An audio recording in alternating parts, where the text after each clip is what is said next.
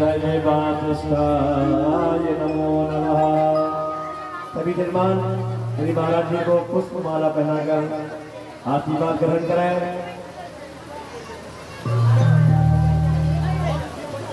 पुराण भगवद्गीता पुष्पमाला समर्पयामि।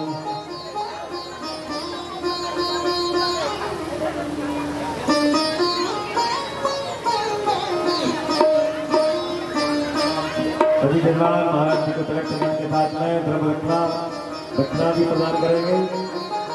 पुराण भगवद्गीता नमः। गुरुर्ब्रह्मा गुरुर्विष्णु गुरुर्देवो महेश्वरः गुरुः साक्षात् परब्रह्म तस्मै श्री गुरुवे नमः। व्यासाय विष्णुरूपाय व्यासरूपाय विष्णवे नमो वै ब्रह्मनिधये वासिष्ठाय नमो नमः। व्यास भगवान की जय। सभी जजमान महाराज जी को तिलक फूल माला के साथ में दक्षिणा भी प्रदान करेंगे। द्रव्य समर्पयामि। अहो वकीया स्तनकाल कोटा विघान्तयापा ययदाप्यताद्वि लेभे गतिं धा श्रुतिता ततोऽन्या गम्बादयालो बोले व्यास भगवान की जय हो। ज्वालामालिनी नमः सूर्य नमः। सर्वोपचारार्थे गंधक्षपुष्पाणि समर्पयामि। जले ज्वाला स्थले ज्वाला ज्वाला पर्वतमस्तके त्रैलोक्यव्यापिनी ज्वाला ज्वाला देवी नमोस्तुते।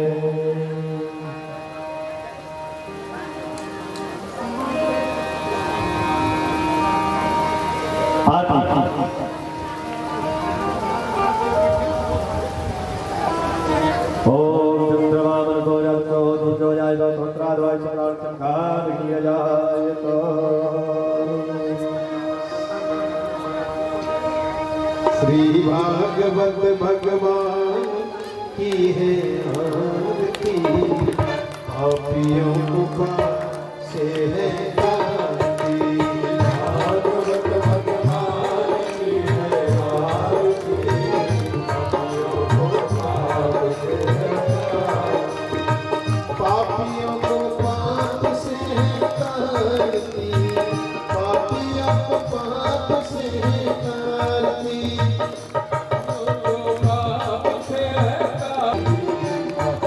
को पाप से तारती।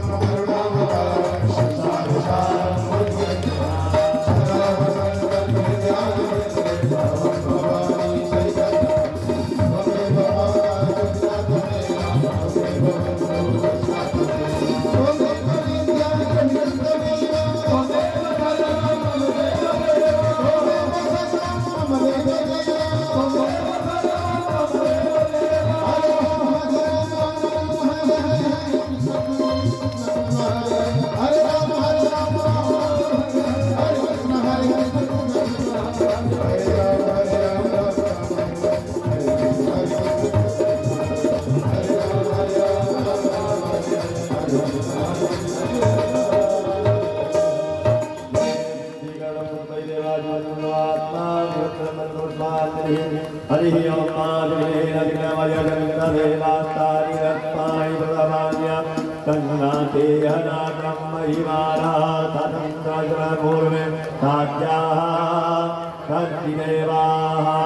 सेवंतिका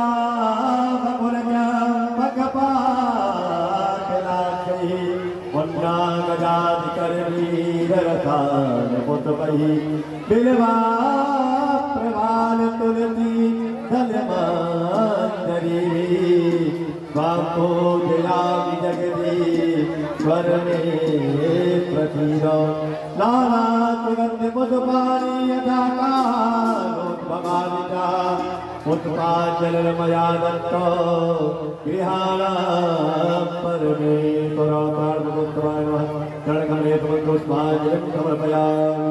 बोले भागवत महापुराण की ज्ञान भगवान की सुखदेव भगवान की परीक्षित महाराज की ब्रह्मदेव महाराज की अवध धाम की सदगुरुदेव भगवान की जय जय श्री राम। महाराज श्री व्यासपीठ पर विराजित हो चुके हैं। आज के स्वागत के श्रृंखला में मैं जिन सज्जनों का नाम बोलूंगा वो क्रमशः मंच पर आएंगे, महाराज श्री को माल्यार्पण कर आशीर्वाद प्राप्त करेंगे। सर्वप्रथम हमारे श्री सीतारमण शुक्ल जी पंचायत समिति सदस्य सोनई, आप मंच पर आए और महाराज श्री को माल्यार्पण कर आशीर्वाद प्राप्त करें। श्री महेंद्र मंडल जी, श्री महेंद्र मंडल जी आप भी मंच पर आए, महाराज श्री को माल्यार्पण कर आशीर्वाद प्राप्त करें। उमेश ठाकुर जी, उमेश ठाकुर जी, रामचंद्र मंडल जी, नीरज ठाकुर जी, श्री राम किशोर ठाकुर जी,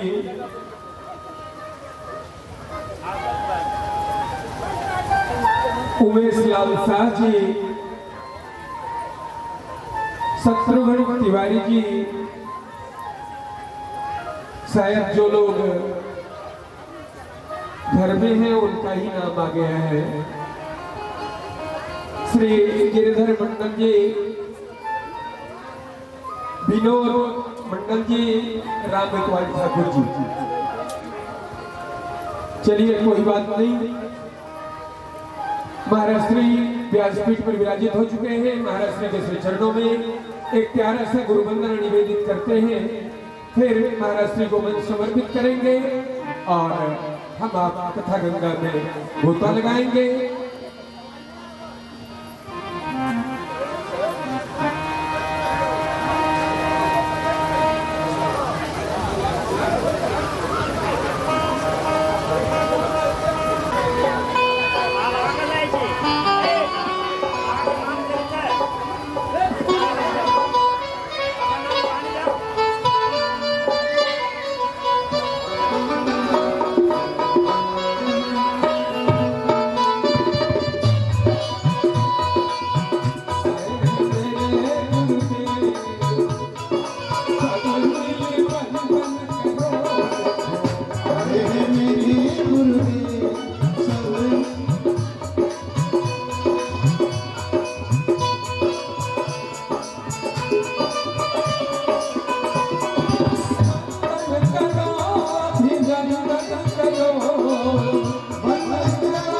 अभिनंदन करो आए हैं मेरे गुरुदेव भगवान करो आए हैं मेरे गुरुदेव सब मिली वंदन करो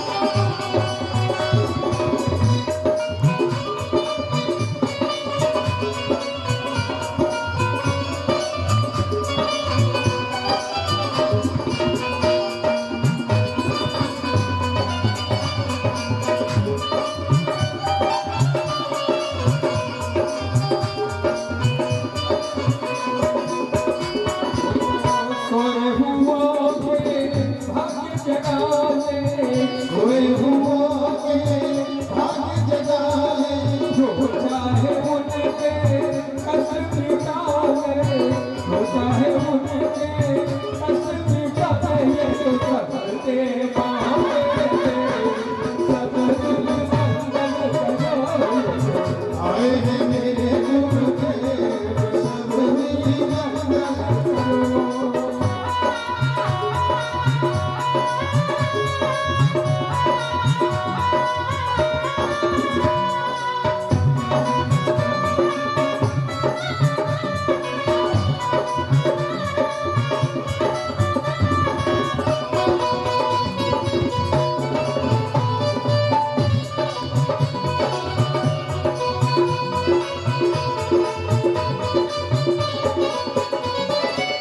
गुरु है गंगा ज्ञान की करे पाप काला गुरु है गंगा ज्ञान की करे पाप काला ब्रह्मा विष्णु महेश सब आके भगके आगे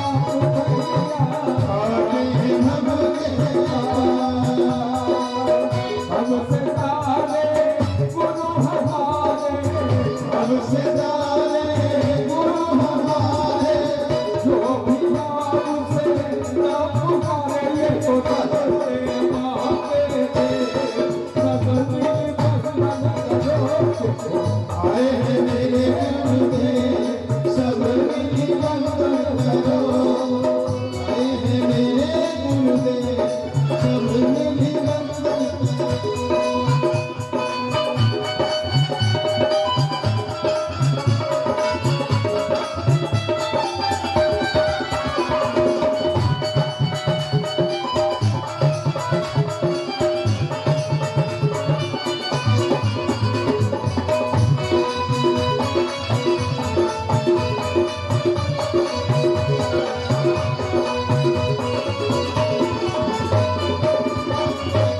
गुरु करवागा यज्ञ करे करे पाप काला गुरु करवागा यज्ञ करे करे पाप काला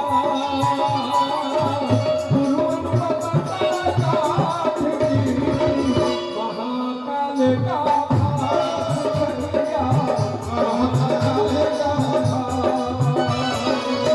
हमसे सारे गुरु हमारे हमसे आगे गुरु हमारे जो भी नाम से ना पुकारे जो भी याद से सब पुकारे सबके वादे से सब मिल बंधन करो आए हैं मेरे गुरुदेव सब मिली वंदन करो आए हैं मेरे गुरुदेव सब मिली वंदन करो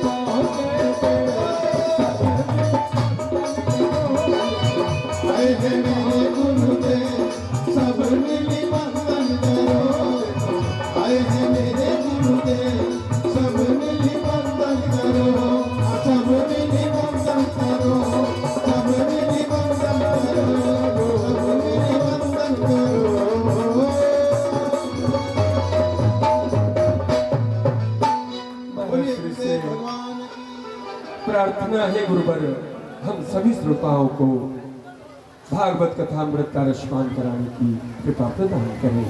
श्रीमान गुरुदेव धन्यवाद।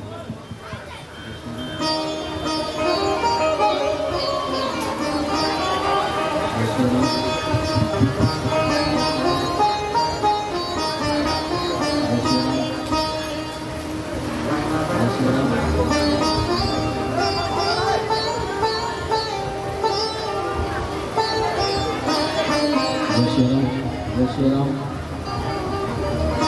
जय श्री राधे, जय श्री राधे। हरि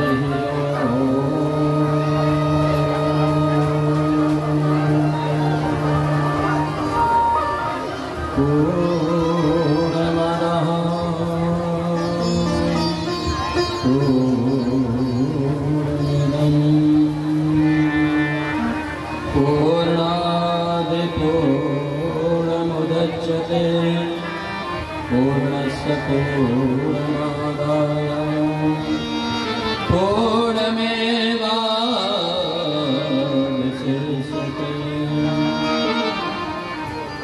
प्रथम समर गुरुदेव को पद पंकज धर ध्यान, करो कृपा करुणायतन,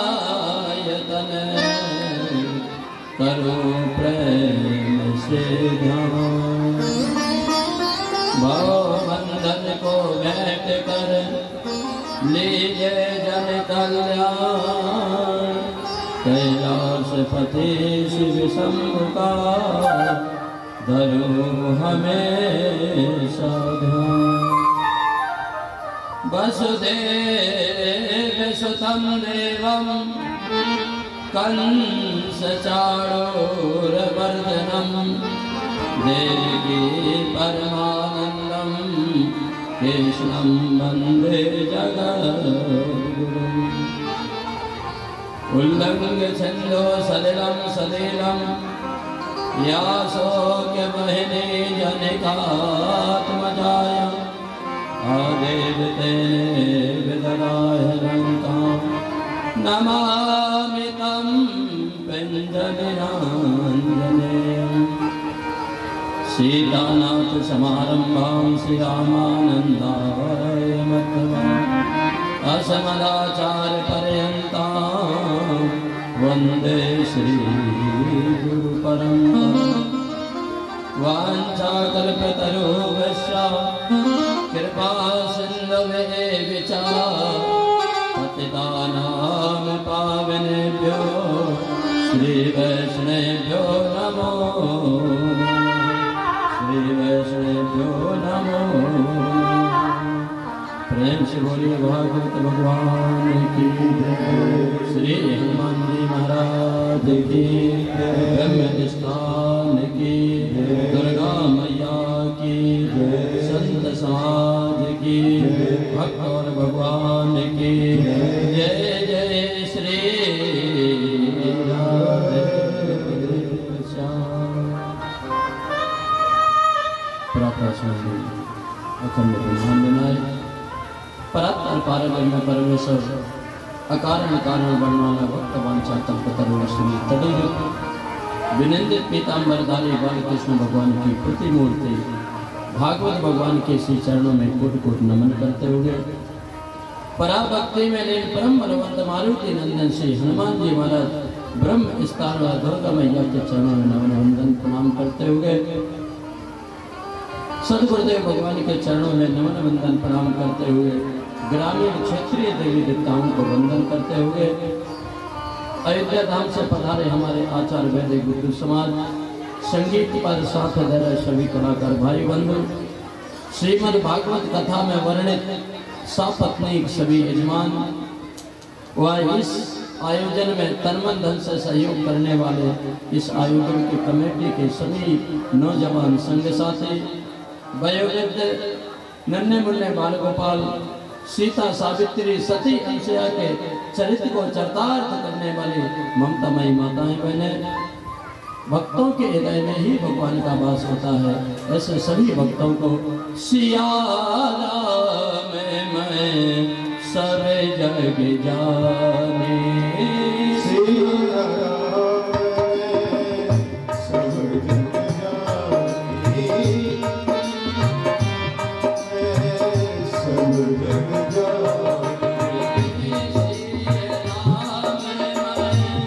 सब जग जाने सिया राम सब जग जाने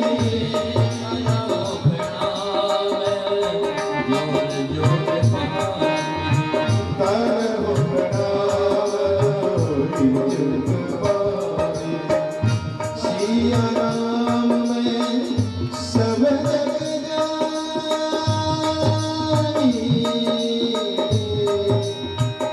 सिया राम में सब जग जानी करहु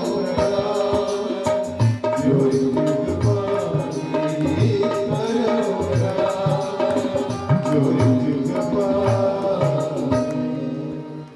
ऐसे शरीर का प्रणाम करते हुए व्यास मंच की मर्यादा के अनुसार वैसे तो आप सभी काफी देर से भगवान के भजनों का आनंद ले रहे, परंतु फिर भी व्यास मंच की मर्यादा और महापुरुषों के बनाए हुए नियम का पालन करते हुए जिससे मुख और वाणी पवित्र हो जाए। आप सभी मिथिलावासी हैं, इसलिए राम जी के चरित्र से हर तरह से आप सभी जानकार हैं। इसलिए प्यारे हमारे ठाकुर जी के 24 अवतारों में 2 अवतार ऐसे हैं, एक रामा अवतार और एक कृष्णा अवतार, जो मानव जीवन से मिलते जुलते हैं। इसलिए हमारे महापुरुषों ने जो बतलाया है रामचरितमानस में वर्णन आया, क्योंकि इस शरीर, इस पंचभौतिक शरीर को जो हम आपको परमात्मा ने एक कर्जे के रूप में दिया है ना, उसका एक एक अंग भगवान की सेवा के लिए समर्पित होना चाहिए।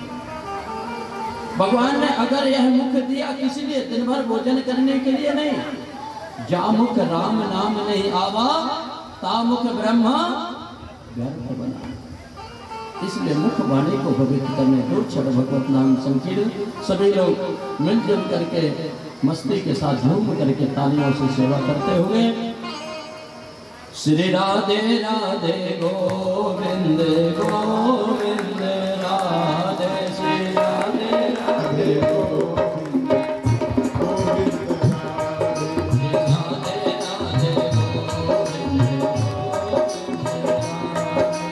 राधे राधे गोविंद गोविंद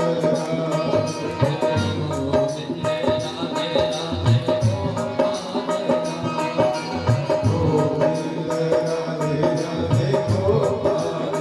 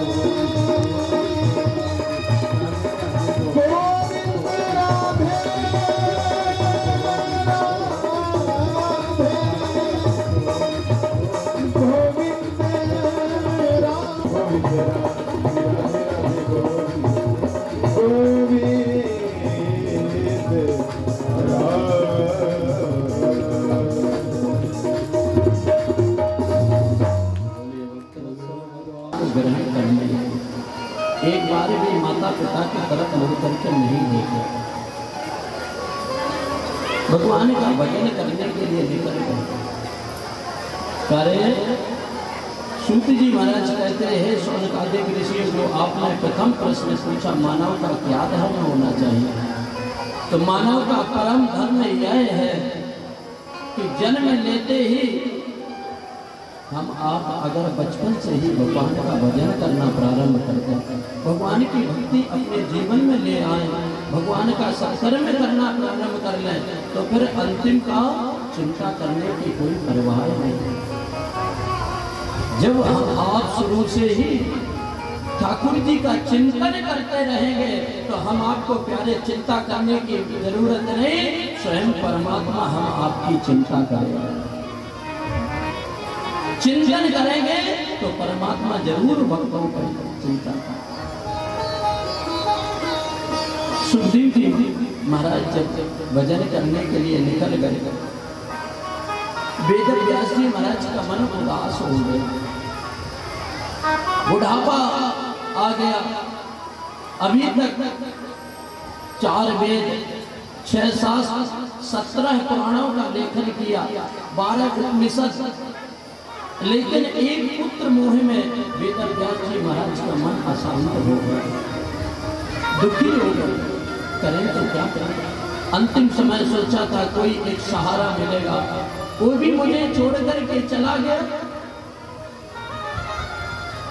तो प्यारे जब मन अशांत हो जाता है ना, हृदय में कष्ट हो जाता है ना, तो चाहे जितना पूजा पाठ करो, क्योंकि भगवान कहते हैं ना पूजा पाठ तो तन से करेंगे ना, भगवान कहते हैं ना तुम्हारे तन की जरूरत ना तुम्हारे धन की जरूरत, जब तक मन से नहीं करेंगे। और जब मन ही अशांत हो जाए तो फिर पूजा करने से क्या फायदा। वेद व्यास जी महाराज का हृदय विदीर्ण होने लगा, मन अशांत हो गया। चौथे पल में तो एक पुत्र का वो भी मुड़ करके नहीं देखा।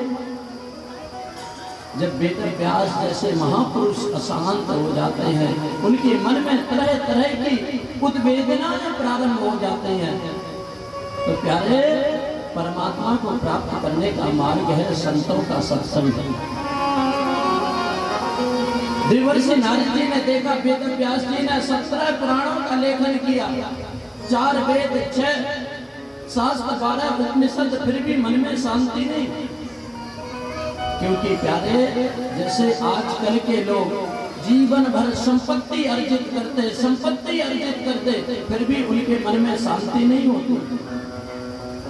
चाहे जितना लाखों करोड़ों कर लें, हजारों बीघा जमीन, कई गाड़ी घोड़ा मकान बंगले बना लें, फिर भी मन में शांति नहीं होती। लेकिन पहले के महापुरुष संत मुनि महात्मा संपत्ति एकत्रित नहीं करते थे, भजन को इकट्ठा करते थे, सत्संग को इकट्ठा करते थे। इतने शास्त्रों का लेखन करने के बाद भी पुत्र मोह में वेद व्यास जी महाराज उदास हो गए।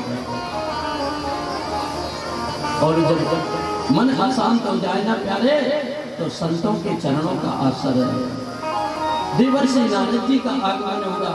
नारद जी ने समझाया, वेद व्यास जी आप क्यों उदास हैं, क्यों दुखी हैं?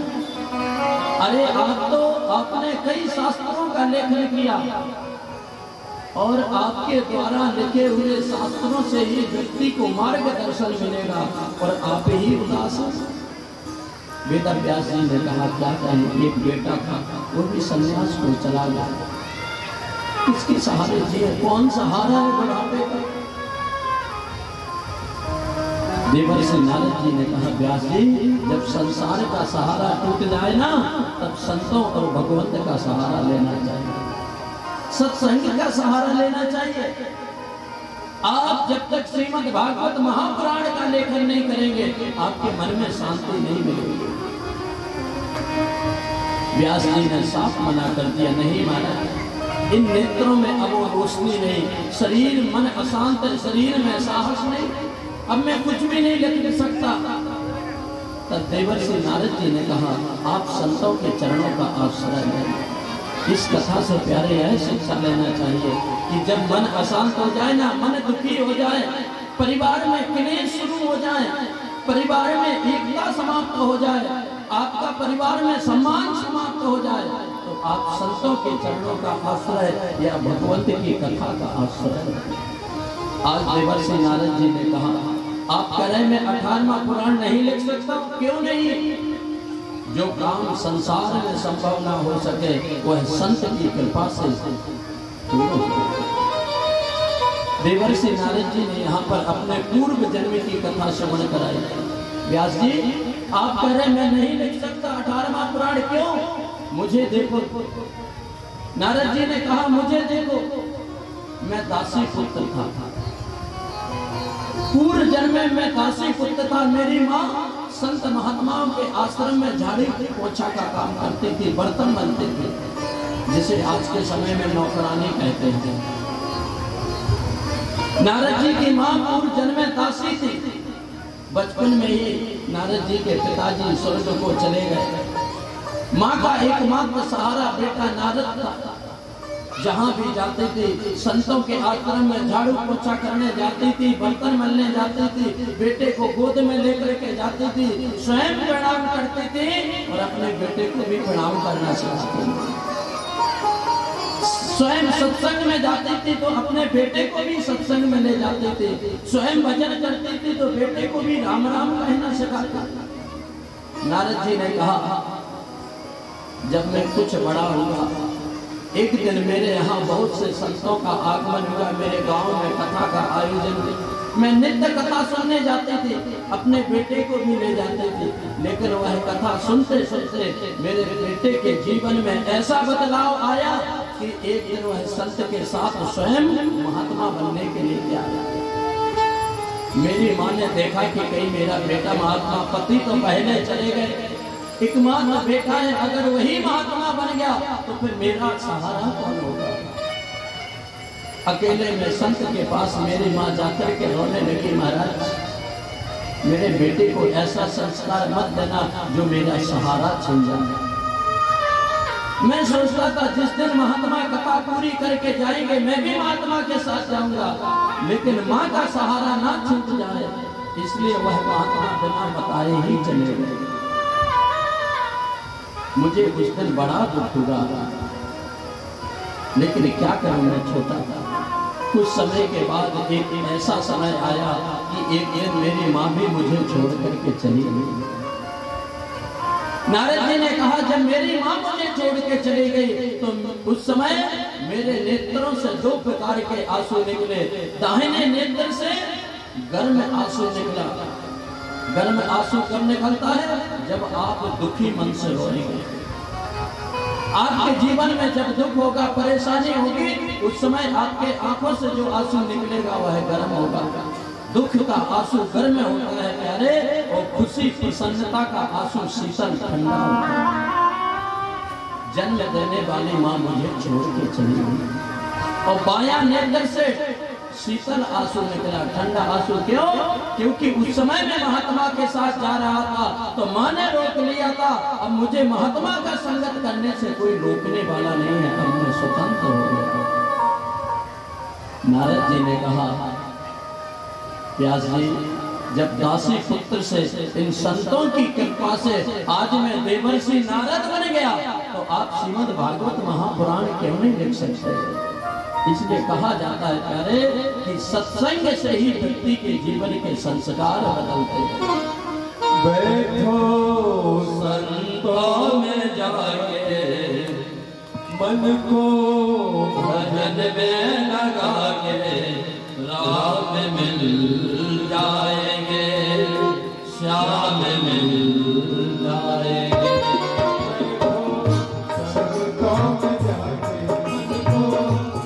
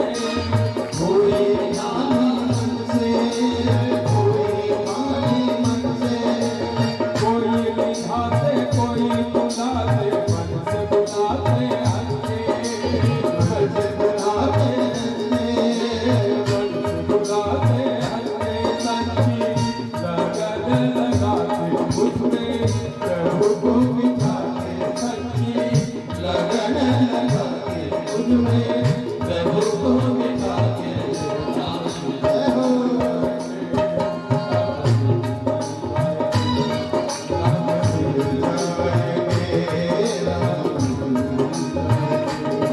राम मिल जाएंगे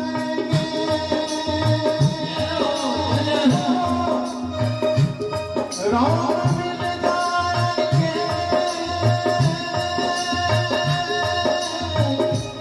श्याम मिल जाएंगे राम मिल जाएंगे श्याम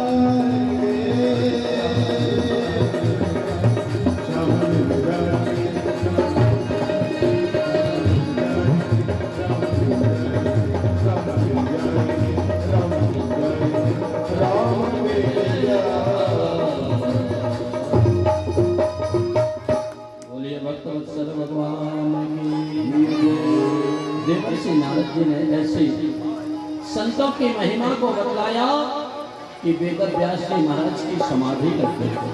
और जैसे ही वेद व्यास जी महाराज की समाधि लगी, देवर्षि नारद जी ने अपने प्यारे, कहा जाता है श्रीमद् भागवत पंचम वेद है, जो मन में शांति 17 पुराणों को लिखने में नहीं हुई थी, वह 18वें श्रीमद् भागवत महापुराण को लिखने में हुई। इसलिए श्रीमद् भागवत महापुराण को पंचम वेद कहा गया। 5वां वेद है भागवत। यह मुक्ति का मार्ग है। हृदय से आवाज आई, इस महापुराण को लिख तो दिया, लेकिन इसका सुनने का प्रथम अधिकारी कौन होगा? जिसने काम और क्रोध को जीता। इसलिए प्यारे याद रखना, भागवत जी का जजमान भी बनना साधारण बात नहीं है। भागवत जी का विस्तार करने 18,000 श्लोक लिखने के बाद पहला प्रश्न हुआ, कौन इसे श्रवण करने का अधिकारी है? उस व्रत का पालन करना चाहिए। काम और क्रोध, शास्त्रों में 7 दिन तक जजमान को भूमि पर शयन करना चाहिए। और क्रोध तो बिल्कुल नहीं। क्यों? क्योंकि क्रोध पाप कर, क्रोध से पाप प्रवेश कर। क्रोध को 7 दिन तक बिल्कुल त्याग देना चाहिए। अगर कोई बुराई भी करता, कुछ हानि भी करता, तो उसको इससे सुनो। हृदय से आवाज आई, संसार में किसने काम और क्रोध को जीता? जो भागवत महापुराण का पढ़ने और सुनने का अधिकार। एकाएक याद आया, वह है मेरा बेटा जिसने बचपन से ही वैराग्य को धारण कर लिया, वह है सुखदेव। लेकिन सुखदेव तो समाधि में लीन है। किसमें साहस है? जिसने बचपन से ही भगवान का भजन करने सीखा हो। उस संसार के किस प्राणी में साहस है जो सुखदेव को समाधि से उठा सके? संतों ने कहा, वह साहस है मेरे गोविंद की भक्ति में, मेरे गोविंद की कथा में। वेद व्यास जी ने अपने आश्रम में जो छोटे छोटे ब्राह्मण बालक शिक्षा अध्ययन कर रहे थे, छोटे छोटे ऋषि कुमार थे, उनको आधा श्लोक रटा करके भेजा। बोले जाओ, मेरा बेटा समाधि में सुखदेव बैठा है, उसके कान में यह श्लोक कहना, जरूर वह समाधि से उठ जाएगा। ऋषि कुमारों ने जाकर के सुखदेव के कान में वह श्लोक कहा, बरहा पीडम नटवर वपो कर्णयो कर्णकारम विवदवासा कनक कपिशम वेजयंती क्षमा। गोविंद की सुंदरता का वर्णन, और जैसे ही मेरे ठाकुर की सुंदरता का वर्णन सुखदेव के कानों में पड़ा, सुखदेव के नेत्र खुल गए, समाधि टूट गई। एकाएक आवाज देने लगे, और आगे बतलाओ मेरे गोविंद का स्वरूप कैसा है?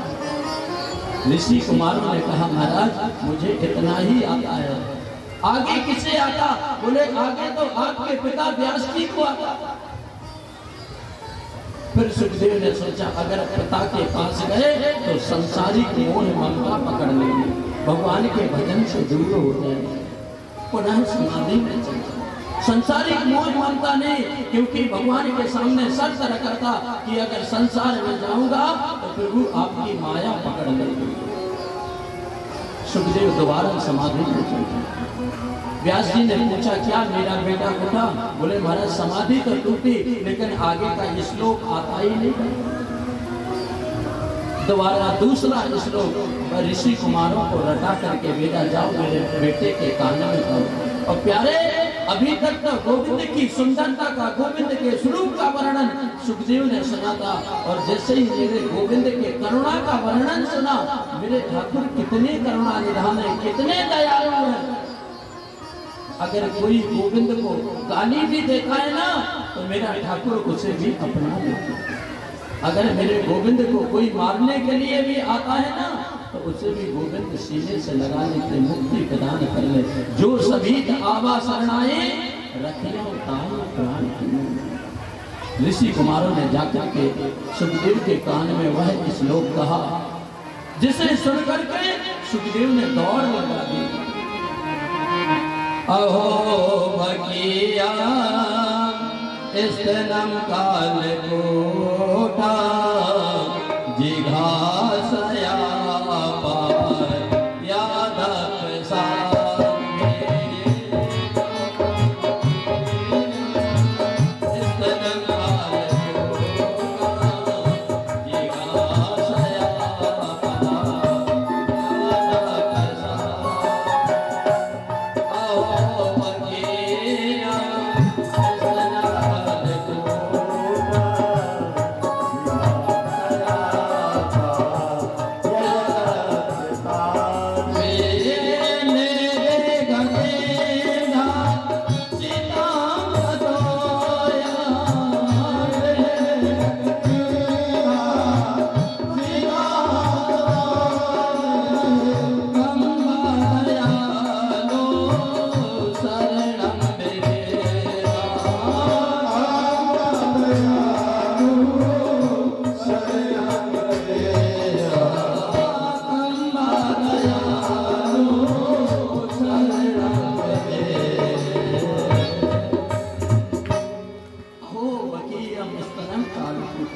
देखो उस पूतना को तो देखो जो अपने स्तन में जहर लगा करके मेरे गोविंद को मारने के लिए आई थी, लेकिन मेरे गोविंद ने उस पूतना का भी उद्धार कर दिया।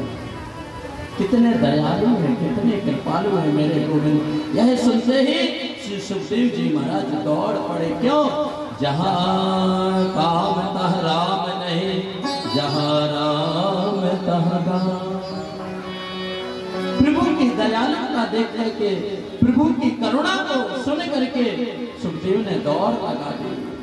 आकर के वेद व्यास के चरणों में गिर गए। पिताजी, मुझे भी वह गोविंद की कथा को श्रवण कराया। वेद व्यास जी ने सोचा, अगर मैं प्रथम अपने बेटे को सुनाता हूँ और संसार में कहता हूँ कि भागवत कथा सुनने का अधिकारी मेरा बेटा सुखदेव है, तो दुनिया वाले भरोसा नहीं करेंगे। दुनिया वाले सोचेंगे अपने बेटे की प्रशंसा करें। इसलिए प्यारे, हमेशा अपने परिवार की, अपने बेटे, अपने पुत्रों की मुंह पे प्रशंसा नहीं करना। वेद व्यास जी ने मना कर दिया, जबकि वेद व्यास जी महाराज जानते हैं कि मेरा बेटा सुखदेव बचपन से ही माता पिता का भी मुंह नहीं देखा था। ऐसे परम वैरागी महात्मा सुखदेव को भी मना कर दिया वेद व्यास। जाओ मिथिला की भूमि जनकपुर में जाकर के विदेहराज जनक से शिक्षा लो। अगर विदेहराज जनक जी आपको यह साक्षी फिक्र देते हैं कि आपने काम और क्रोध को जीता, तभी मैं आपको भागवत कथा या भागवत का अध्ययन कराऊंगा। सोचिए प्यारे, आप सभी कितने भाग्यशाली हैं जो मिथिला की भूमि पे आप लोगों का जन्म हुआ। सुखदेव जैसे परमहंस, परम वैरागी महात्मा को भी मिथिला में आकर विदेहराज जनक के यहाँ परीक्षा देने पड़ा। परम योगाचार्य श्री विदेहराज जी महाराज, जैसे ही सुखदेव जी महाराज विदेहराज जनक जी के यहाँ आए, व्यास जी ने सूचना भिजवा दी, मेरा बेटा आ रहा, अच्छी तरह से परीक्षा लेना। और जैसे ही सुखदेव जी महाराज विदेहराज जनक जी के दरवाजे पर पहुंचे, जनक जी को सूचना दी मुझे परीक्षा लेना है। विदेहराज जनक जी ने कहा, जब दूतों ने, मंत्रियों ने सूचना दी महाराज व्यास नंदन सुखदेव आपके दर्शन करना चाहते हैं। जनक जी ने कहा, अगर वह आए हैं तो जिस स्थान पर खड़े हैं, जिस अवस्था में खड़े हैं, 5 दिन 5 रात्रि तक उसी जगह पे, उसी स्थिति में खड़े रहे। अभी मुझे मिलने की फुर्सत नहीं है। सोचिए, जिसने संसार की तरफ मुड़ करके भी नहीं देखा, ऐसे सुखदेव से मिलने के लिए विदेहराज जनक ने मना कर दिया। हम आप अगर किसी के यहाँ मिलने जाते हैं, स्वार्थ के कारण मिलने जाते हैं, लेकिन सुखदेव तो निस्वार्थ आया है। लेकिन किंचित मात्र भी सुखदेव के चेहरे पे क्रोध नहीं, सुखदेव के मन में उदासीनता नहीं। 5 दिन 5 रात्रि तक उसी जगह पे, उसी प्रसन्न चित्त अवस्था में सुखदेव खड़े रहे। 5वें दिन जब विदेहराज जनक जी ने अपने गुप्त जनों से पूछा, जाकर के देखो उस बालक की क्या स्थिति है। बोले महाराज वह बालक तो जिस अवस्था में आया था हंसते हुए वैसा ही प्रसन्न मुद्रा में खड़ा हुआ। विदेहराज जनक जी समझ गए क्रोध नहीं है, क्योंकि हम आप अगर किसी से कर्ज भी लेने जाते हैं ना, और अगर वो कहते बाद में आना, तो हम आपको अंदर अंदर क्रोध आने लगता है, बड़ा ही पैसा वाला बनता है। आज मेरी कर्ज है तो इसने मुझे धुतकार के भगा दिया, मेरे लिए ऐसा व्यवहार किया। लेकिन धन्य है सुखदेव जो निस्वार्थ निष्काम के साथ आए हैं, और उनको भी 5 दिन 5 रात्रि तक विदेहराज जनक जी से मिलने का इंतजार करना पड़ा। छठवें दिन सुखदेव को महलों में बुलाया गया। सुखदेव ने सोचा शायद विदेहराज जनक के दर्शन हो जाए, लेकिन छठवें दिन भी नहीं, छठवें दिन पूरे दिन इंतजार किए, और जैसे ही शाम हुआ तो विदेहराज जनक जी ने एक से एक सुंदर नृत्य करने वाली युवतियों को उनकी सेवा में भेज दिया। एक से एक सुंदर अप्सराएं युवतियों को जब भेजा, महाराज सभी युवता अपने नृत्य के द्वारा, अपने कलाओं के द्वारा, अपनी सुंदरता के द्वारा, अपनी वाणी के द्वारा, अपने व्यवहार के द्वारा तरह तरह से सुखदेव को रिझाने का प्रयास करते हैं। लेकिन धन्य है सुखदेव, उन्होंने एक बार भी आंख उठा करके भी किसी से तरफ देखा नहीं। 7वें दिन विदेहराज जनक जी आकर के सुखदेव के चरणों में गिर गए। बोले महाराज क्षमा करना, ये आपके पिता का आदेश था, इसलिए मैंने आप जैसे महापुरुष का परीक्षा लिया। मैं विदेहराज जनक यह घोषणा करता हूँ कि संसार में एकमात्र महापुरुष है तो वह है सुखदेव, जिसने काम और क्रोध दोनों को जीता है। विदेहराज जनक जी ने घोषणा की काम और क्रोध को जीतने वाला ब्रह्मा की सृष्टि में एकमात्र है तो वह बेहतर श्री सुखदेव जी महाराज। सुखदेव जी महाराज परीक्षा देकर के आज पुनः पिताजी के पास पिताजी के चरणों में प्रणाम करते हैं। तब कहीं ऐसे परम वैरागी महात्मा श्री सुखदेव जी को भागवत कथा सुनने का सौभाग्य प्राप्त हुआ।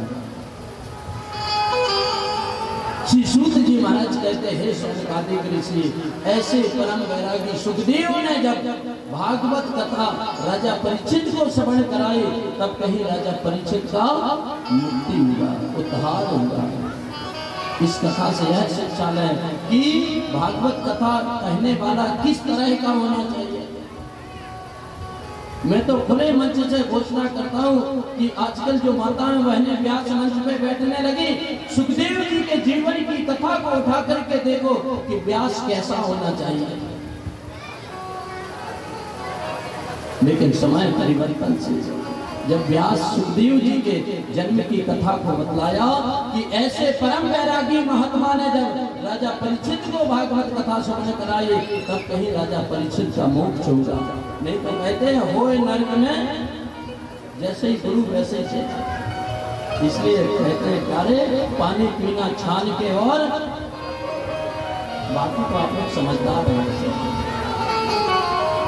आज जब श्री शौनकादिक ऋषियों ने यह सुना, शौनकादिक ऋषियों ने निवेदन किया, गुरुदेव जिस प्रकार से आपने सुखदेव जी के जन्म की कथा को विस्तार से सुनाया, वैसे ही कृपा करके यह बताएं राजा परीक्षित कौन थे और राजा परीक्षित से कौन सा अपराध हुआ था जो उनको 7 दिन में मृत्यु का श्राप मिला। कृपा करके राजा परीक्षित की जन्म की कथा को श्रवण करें। सूत जी महाराज का हृदय गदगद हो गया। बोले संतो, जब तक श्रोता जागरूक ना हो, वक्ता चाहे जितना बड़ा विद्वान हो, कथा ऊपर से निकल जाए। आज जब बार बार आग्रह किया और निवेदन करने लगे गुरुदेव परीक्षित के जन्म की कथा, क्योंकि जब तक श्रोता और वक्ता के जीवन का विस्तार में आप नहीं जाएंगे, तब तक उनके प्रति आपको ना तो श्रद्धा होगी और ना उनके प्रति आपके हृदय में आस्था होगी। सूत जी महाराज कहते हैं, शौनकादिक ऋषि, महाभारत के युद्ध में सभी जानते हैं एक तरफ हमारे गोविंद पांडवों के तरफ थे और कौरवों के तरफ हमारे गोविंद की पूरी सेना थी। फिर भी जीत किसकी हुई? बोले जीत सत्य की होती है। सत्यम परम धीमहि। दूसरी बात बतला दो प्यारे, जितने भी शास्त्र हैं, ग्रंथ हैं, जितने भी पुराण हैं, किसी न किसी देवी देवता की वंदना की गई। लेकिन याद रखना, भागवत जी के मंगलाचरण में किसी भी देवी देवता की वंदना नहीं है। वंदना है तो सत्यम परम धीमहि, सत्य की वंदना की गई। सूत जी महाराज कहते हैं, शौनकादिक ऋषि महाभारत के युद्ध में जब एक एक करके सभी कौरवों का संहार होते जा रहा था, गोविंद की कृपा से एकमात्र अकेला दुर्योधन बचा था। दुर्योधन भी उस समर भूमि में अकेला पड़ा, मौत का इंतजार कर रहा था। भीम ने अपनी गदाओं के प्रहार से दुर्योधन को लोहू लोहान कर दिया। बड़े प्रेम से सुनना प्यारे, भीम अकेला युद्ध भूमि में पड़ा हुआ छटपटा रहा था, अपने मौत का इंतजार कर रहा था। उसी समय संजोग से गुरु द्रोणाचार्य का पुत्र अश्वत्थामा उस मार्ग से निकला। अश्वत्थामा दुर्योधन का बचपन का मित्र था। जब दुर्योधन की यह स्थिति देखी, चारों तरफ से रक्त खून बह रहा है, हाथ पैर टूटे पड़े हुए हैं, युद्ध भूमि में अकेला छटपटा रहा है, मौत का इंतजार कर रहा है। अश्वत्थामा ने पूछा, मित्र दुर्योधन, तुम्हारी ये दुर्दशा किसने की? दुर्योधन ने कहा, पांडवों ने मेरी यह दुर्दशा भीम ने की है। अपनी गदाओं के प्रहार से मेरे शरीर का टुकड़ा टुकड़ा। अगर आप मेरे सच्चे मित्र हैं तो मेरा बदला लो, क्योंकि कहा भी जाता है, धीरज धरा में मित्र अरुणा।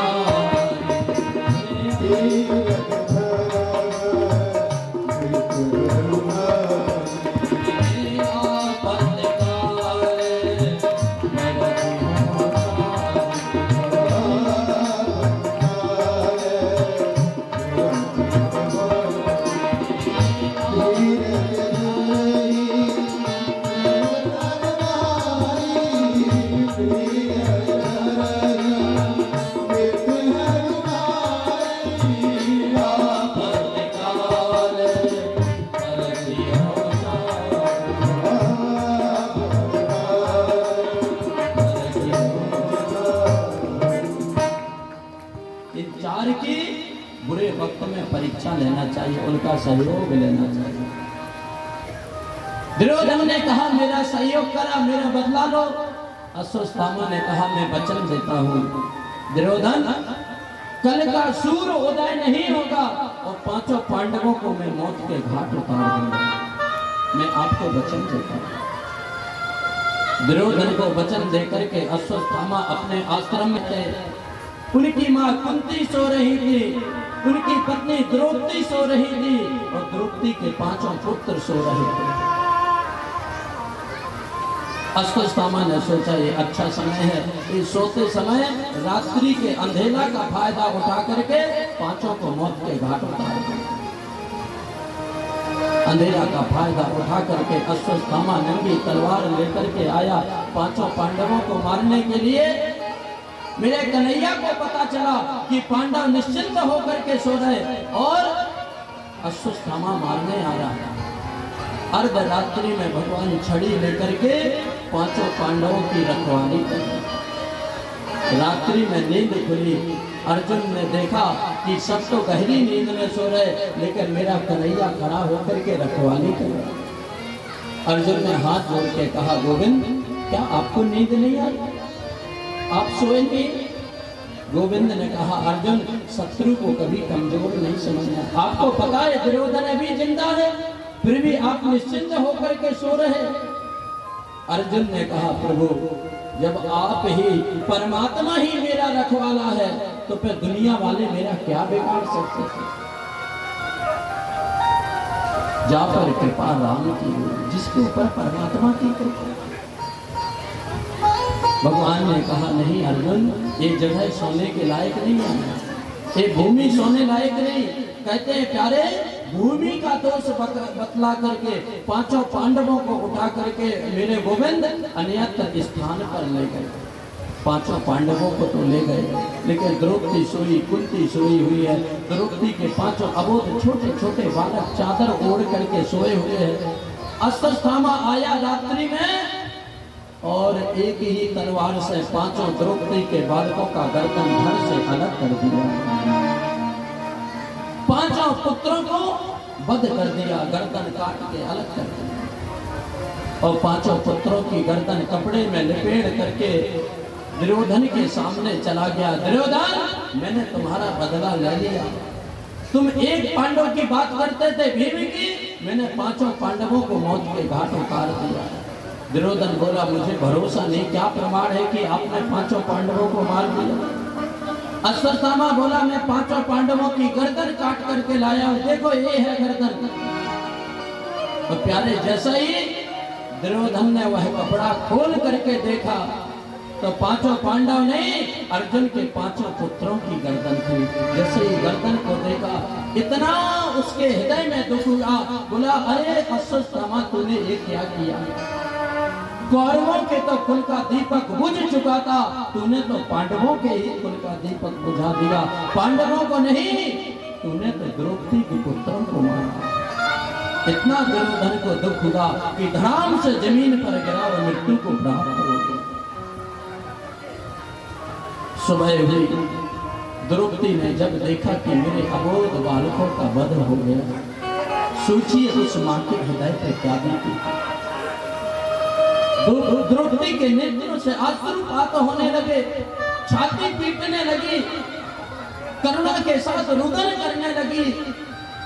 अरे पापी अश्वत्थामा, मेरे बालकों ने तेरा क्या बिगाड़ा था? क्या बुराई थी मुझसे? अरे मारना था तो मुझे मार देता, मेरे पुत्रों ने क्या बिगाड़ा था? तो अर्जुन को पता चला, नकुल, सहदेव, भीम, युधिष्ठिर सभी दौड़े दौड़े आए। चारों तरफ से पूरी सभा भर गई। द्रौपदी कभी युधिष्ठिर से पूछती, महाराज बतलाओ, मेरे बालकों ने क्या बिगाड़ा? अरे अभी तक संसार के सारे दुखों को मैंने देखा, खून की नदियां बहते हुए देखी, लेकिन कोई भी मां अपने बेटे का वध हो जाए ये दुख को नहीं सही। द्रौपदी छाती पीटने लगी, अर्जुन, मेरे बेटे नहीं तो मैं भी जिंदा नहीं रहूंगी। अर्जुन को क्रोध आया। अर्जुन बोले, द्रौपदी तू चिंता नहीं,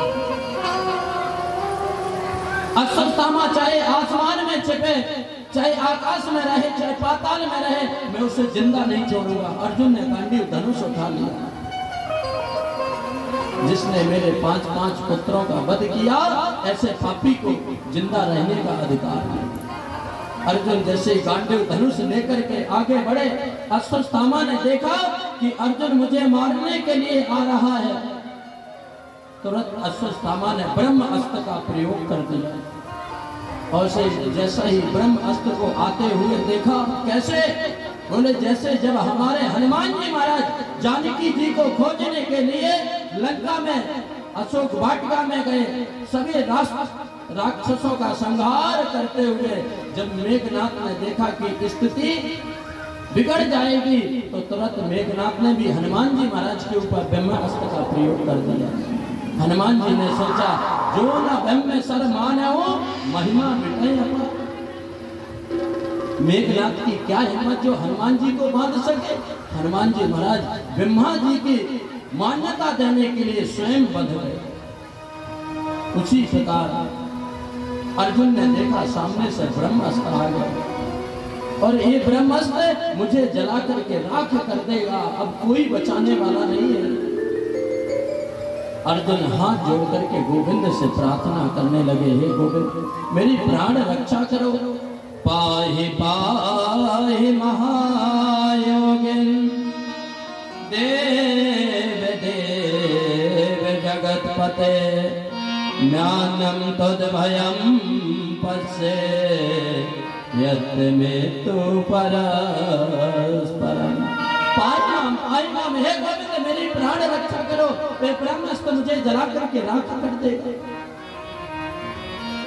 गोविंद दौड़े दौड़े आए, अर्जुन से बोले, अर्जुन काहे को चिंता कर, तुम्हारे पास अभी ब्रह्मास्त्र, तुम्हें अपने ब्रह्मास्त्र का उपयोग करो, क्योंकि कभी कांटे को कांटे से निकाला जाता है, लोहे को लोहे से काटा जाता है, विष की औषधि कभी विष ही होती है। भगवान का आदेश पाकर के अर्जुन ने भी ब्रह्मास्त्र चलाया, दोनों ब्रह्मास्त्र आपस में टकरा करके चकनाचूर हो गए और अर्जुन ने दौड़ करके अश्वत्थामा को पकड़ लिया। पकड़ करके उस भरी हुई सभा में अर्जुन उस अश्वत्थामा को ले आया। द्रौपदी बार बार पूछती, अरे पापी क्या बिगाड़ा था मेरे बालकों ने, मारना था तो मुझे मार देता, मेरे पुत्रों ने क्या बिगाड़ा था, कौन सी दुश्मनी थी, कौन सी शत्रुता थी ये छोटे छोटे बालकों से। अर्जुन ने कहा, द्रौपदी तुम चिंता मत करो, अगर आप कहो तो ऐसे मैं जिंदा आग में जला दूं, आप कहो तो ऐसे जिंदा जमीन में गाड़ दूं, आप कहो तो जिंदा ऐसे पानी में डुबा करके मार दूं, द्रौपदी बतलाओ इसे कौन सी सजा दूं। उसी भरी सभा में मेरे गोविंद खड़े। सबसे पहले अर्जुन ने अपने बड़े भाई से पूछा, भैया आप ही बतलाओ इसे कौन सी सजा दें। युधिष्ठिर बोले, अर्जुन मैं क्या बताऊं, क्योंकि युधिष्ठिर जानते हैं कि होना वही है जो गोविंद चाहता है। युधिष्ठिर ने कहा, जो धर्म शास्त्र कहते हैं, नीति शास्त्र कहते हो वही सजा दो। अर्जुन बोले, ये तो हमेशा शास्त्र की ही बात करते हैं। भीम से पूछा, आप बतलाओ इस पापी को कौन सी सजा दे जिसने 5-5 बालकों का वध किया। भीम बोले, अर्जुन मौत का बदला मौत नहीं है, या तो आप इसे मारो नहीं तो मेरे हवाले कर दो, मैं अभी तुरंत निपटा दूं। नकुल सहदेव बोले, भीम भैया ठीक कहते हैं, मौत का बदला मौत। अंतिम में द्रौपदी से पूछा, द्रौपदी इस पापी को कौन सी सजा दे। सोच, जो हमारे भगवान की परम भक्ता है, जिसे मेरे गोविंद सखी कह के बुलाते हैं द्रौपदी को, जिसके एक नहीं 5-5 बालकों का वध कर दिया गया। जानते द्रौपदी ने क्या जवाब दिया? अगर आजकल की माताएं बच्चे आपस में खेलते हैं ना और किसी के बालक को एक थापड़ में लग जाता है तो दूसरा झगड़ा करने के लिए तैयार हो जाता है। जिसके 5-5 पुत्रों का हत्या कर दिया गया, और जब द्रौपदी से पूछा इसे कौन सी सजा दो, तो जानते द्रौपदी ने क्या कहा? द्रौपदी ने कहा, अर्जुन इसे छोड़ दो, अर्जुन इसे छोड़ दो। कितनी दयालु है द्रौपदी। अर्जुन बोले, क्या पागल हो गई? तुझे अपने पुत्रों के प्रति दुख नहीं, कह रही है इस पापी को छोड़ दो। द्रौपदी ने उस समय बहुत सुंदर बात कही प्यारे। इससे हमारी माताओं बहनों को शिक्षा लेना चाहिए, क्योंकि याद रखना, अगर जीवन में सबसे ज्यादा ईर्ष्या, सबसे ज्यादा जलन, सबसे ज्यादा कपट है तो माताओं बहनों में आपस में है। अगर एक बहन थोड़ी सी सुंदर है और दूसरी बगल में बैठ जाए तो सुंदर बहन नाक से खोल दी, देखो काली चलती है। सबसे ज्यादा द्वेष माताओं में होता, लेकिन धन्य है द्रौपदी। द्रौपदी ने कहा, अर्जुन छोड़ दो। अर्जुन ने कहा, क्या तुमको पुत्रों का मोह नहीं? द्रौपदी ने कहा, अर्जुन इसने मेरे बालकों को तो मार दिया, और अगर इसे आप मार देंगे तो इससे मेरे बालक जिंदा नहीं होंगे, लेकिन जिस तरह आज मैं अपने पुत्रों के लिए रो रही हूँ, अगर इसे भी आप मार देंगे ना तो मेरी तरह इसकी माँ भी रोएगी। मैं नहीं चाहती कि जो दुख मेरे ऊपर आया वो संसार में किसी नारी के ऊपर आया। अर्जुन इसे छोड़ दो। अर्जुन ने कहा, तुम तो पागल हो। कुंती से पूछा, बताओ इसे कौन से सजा दें? कुंती केवल हाथ जोड़ करके गोविंद का मुंह देखे, इनका क्या निर्णय होने वाला? अंतिम में गोविंद से पूछा अर्जुन ने, कन्हैया आप मौन हैं, आप बतलाएं इसे कौन सी सजा दिया जाए जिसने एक नहीं 5-5 बालकों का वध किया है। जानते मेरे कन्हैया ने कहा, अर्जुन शास्त्र कहता है, धर्म कहता है, ब्रह्म में बंधो न हन्तव्य आतताई बधाड़ा। ब्राह्मण चाहे जैसा भी हो उसे मारना नहीं चाहिए। और आजकल सबसे ज्यादा जलन है तो ब्राह्मणी से है। मैं आज इस कथा में स्पष्ट कर देना चाहता हूँ। मेरे पास सुबह एक चर्चा आई थी। बहुत से लोग सोचते हैं कथा ये पूरे गांव की हो रही, लेकिन जजमान दो ही समाज के लोग बने। तो मैं उन भक्तों से कहना चाहता हूँ प्यारे, ऐसा नहीं कि जजमान बनो तभी पुण्य मिलेगा। केवल आप कथा सुनने के लिए आज